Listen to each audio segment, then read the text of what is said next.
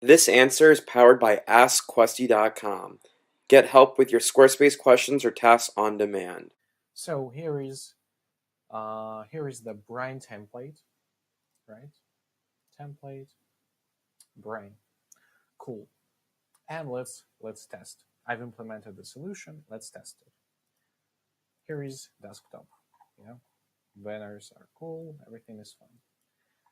We go to the tablet version. Everything is fine as well. Yeah, and we go to overview. Oh, and our banners. You see this overlay was created. How did I do this? I've added some really simple custom CSS. This is how it looks like. This rule helps us to apply our background color with some opacity just for the devices which have max width not more than 450 pixels. So it helps us to apply this rule only for the mobile devices. Only for the mobile.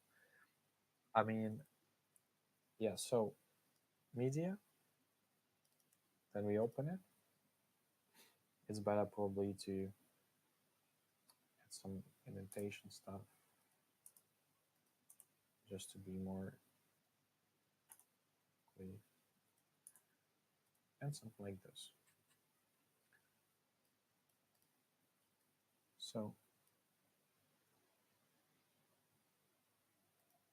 I can show you how you can find it on the page.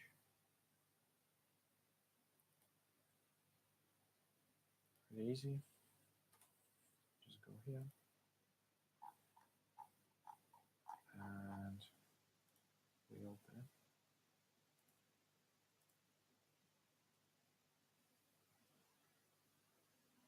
And you can see it right here. So these two you have to copy and change the background color because now it's transparent. We can do it like this. From here and magic. Was this helpful? Ask a Squarespace question now. AskQuesty.com.